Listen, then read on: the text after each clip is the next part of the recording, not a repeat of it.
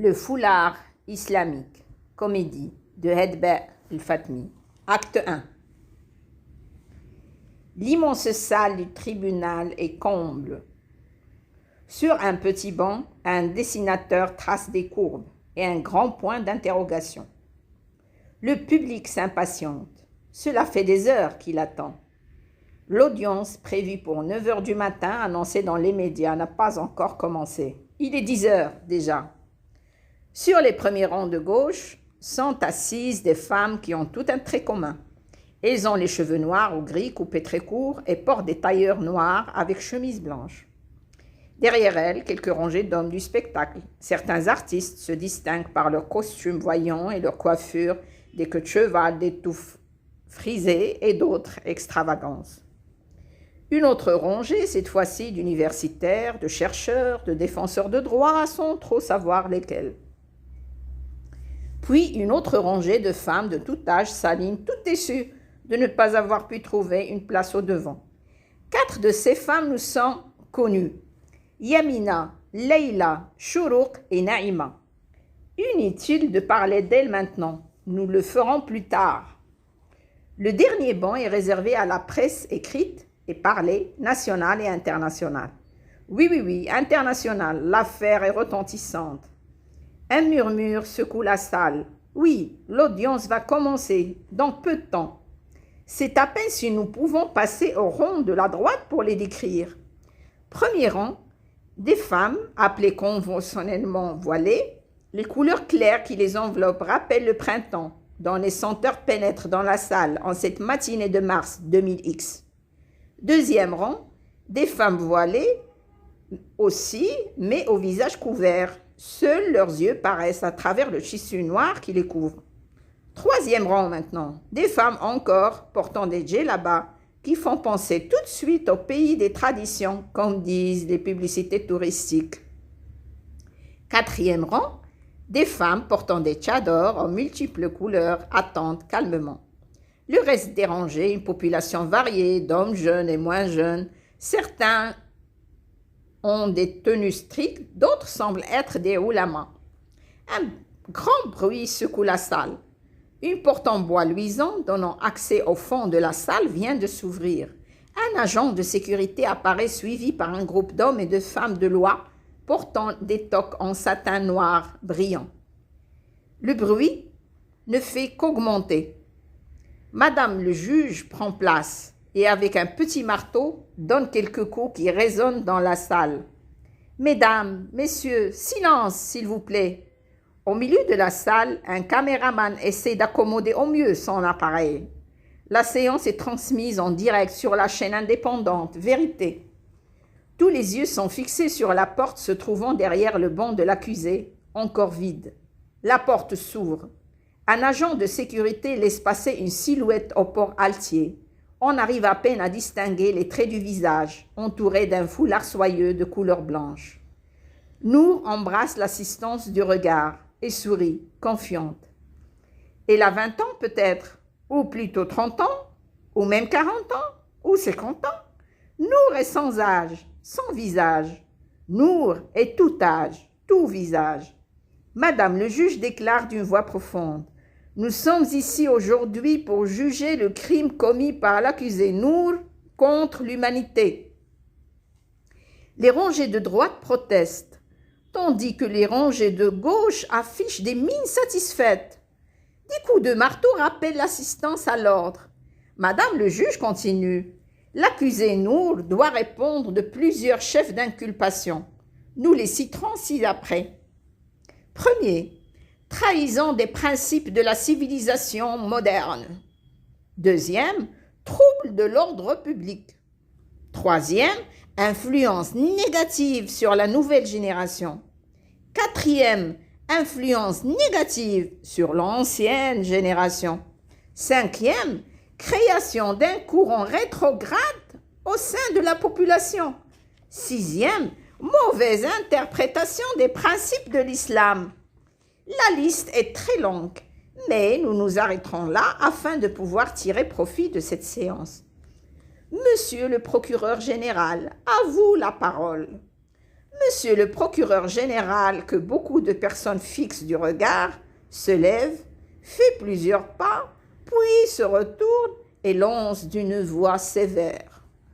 Nous sommes ici aujourd'hui pour donner fin à ce phénomène qui nous empêche de dormir tranquillement, qui menace notre civilisation entière.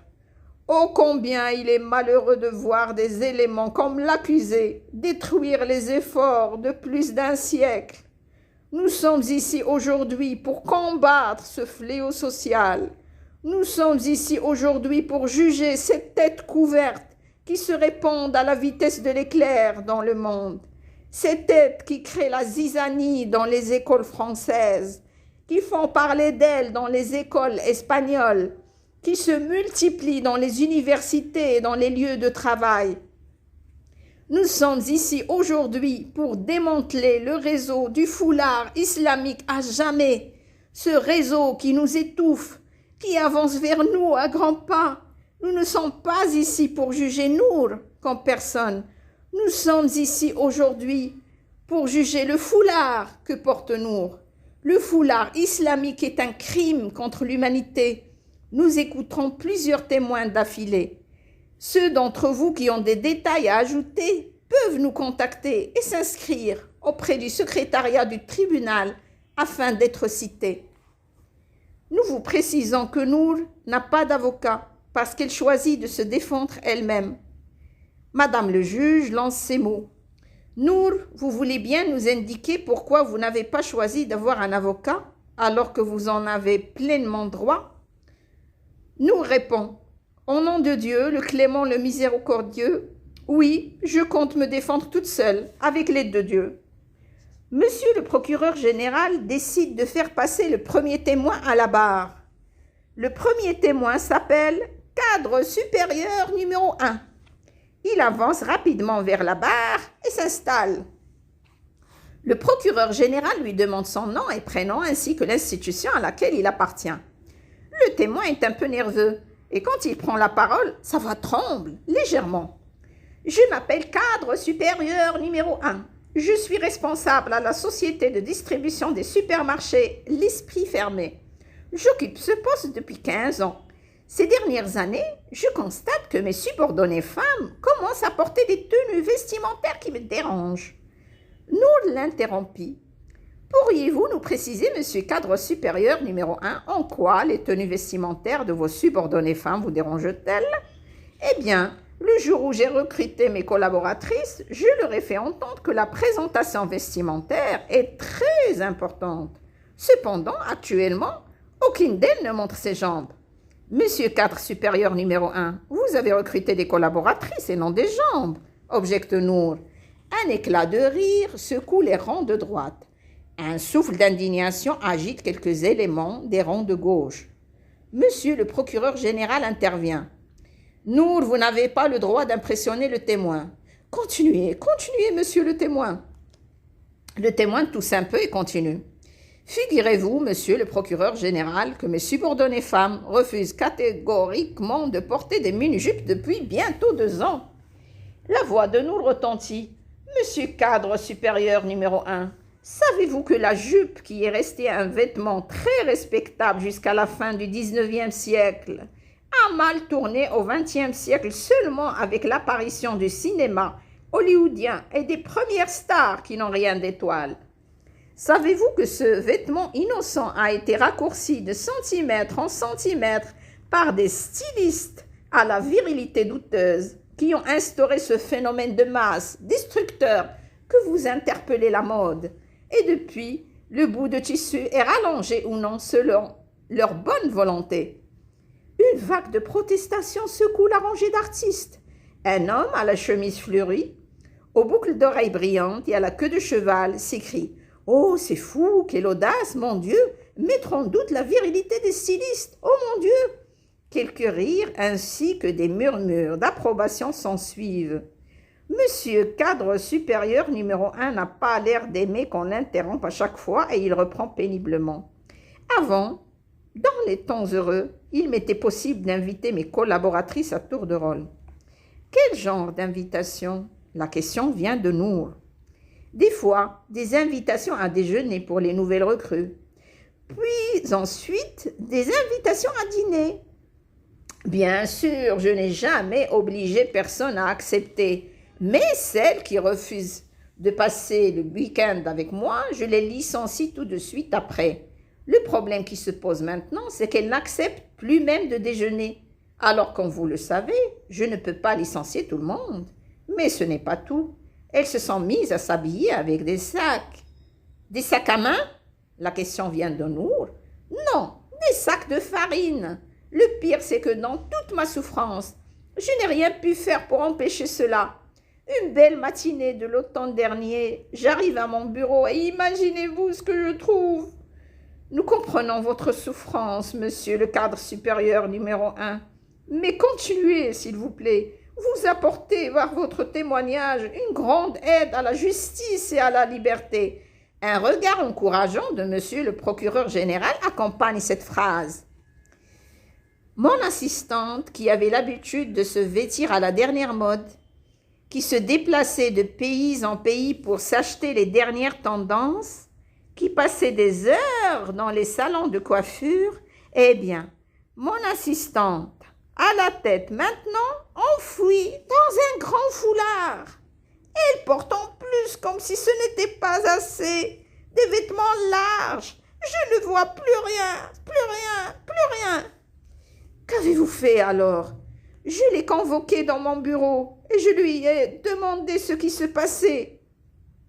Il a eu l'audace de me répondre que dans l'islam, la femme doit s'habiller ainsi. Que lui avez-vous répondu? La vérité, la stricte vérité. Je lui ai dit, monsieur le procureur général, que c'est un mensonge. L'islam n'a jamais dit ça. Puis-je vous poser une question, monsieur le cadre supérieur numéro 1, dit doucement Nour. Oui, allez-y. Que savez-vous de l'islam? De temps en temps, je mets une cassette du Saint-Coran et je l'écoute un peu, mais je suis absolument contre le foulard. Que voulez-vous dire par de temps en temps? Une fois par an, une fois tous les 2 ans. Merci, je n'ai plus de questions. Monsieur le procureur général regarde le premier témoin de plus en plus mal à l'aise. Il essaie de lui assurer une sortie victorieuse. Monsieur le cadre supérieur numéro 1, vous voulez sans doute nous dire par là que votre vie a changé depuis l'automne dernier? Tout à fait, monsieur le procureur général. Ma vie n'est plus la même. Avant, je pouvais faire des avances à qui je voulais au travail. Maintenant, ce n'est plus le cas. Il se trouve que toutes les autres femmes ont commencé à porter des sacs de farine. Celles qui ne portent pas de foulard ramassent leurs cheveux ou bien laissent un châle transparent sur la tête. C'est terriblement stressant. Chaque fois que je les vois, j'ai l'impression que le jour du dernier jugement approche. Vous croyez au dernier jugement? Je ne sais pas, mais chaque fois que je les vois, je me pose la question. Merci, monsieur le témoin. Vous pouvez vous retirer. Monsieur le cadre supérieur numéro 1 descend les 3 marches et soupire. Il sait bien qu'il n'a pas été très brillant. Nour le regarde. Ce qu'il lit dans les yeux de Nour l'étonne. Il y lit de la pitié, une immense pitié.